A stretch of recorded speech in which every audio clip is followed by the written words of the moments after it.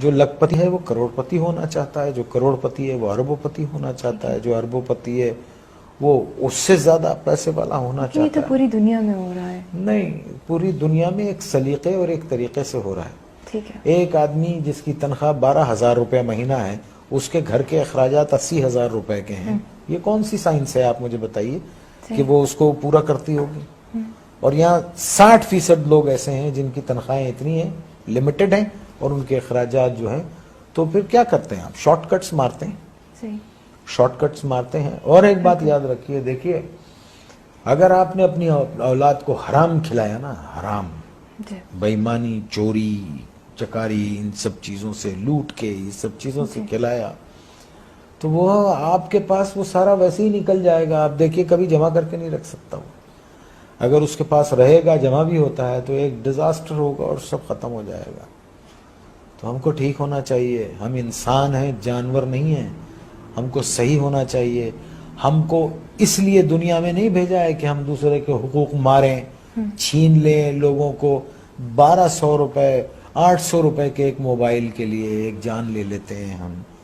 کبھی وہ تنہائی میں بیٹھ کے وہ سوچتے نہیں ہوں گے کہ ایک انسان کی زندگی جب وہ پیدا ہوتا ہے تو وہ گوشت کا لوتھڑا ہوتا ہے، پھر وہ انسانی فارم میں آتا ہے، پھر وہ دنیا میں آتا ہے بے سہارا، بے بس، ماں اس کو 9 مہینے پیٹ میں رکھتی ہے، پالتی ہے، پھر وہ گرم سرد کا مقابلہ کرتا ہے اور بڑا ہوتا ہے، چوٹیں لگتی ہیں، دھوپ ہے، بارش ہے، اور پھر ایک آدمی اس کو ایک 500 روپے کے موبائل کے لیے اتنی تک و دو سے پلنے والے بچے کو گولی مار کے چلا جاتا ہے۔ اللہ استغفر اللہ۔ آپ مجھے بتائیے یہ کیا جنون ہے؟ کیوں یہ کیوں بھول گئے؟ دیکھیں نا، کیوں بھول گئے ہیں کہ ایک دن اللہ نے کہا ہے نا قرآن میں کہ جاؤ گے کہاں تم؟ آؤ گے تو تم میرے پاس نا، اور پھر اللہ نے کہا ہے کہ میں تم کو سب بتا دوں گا کہ تم کیا کیا کرتے تھے۔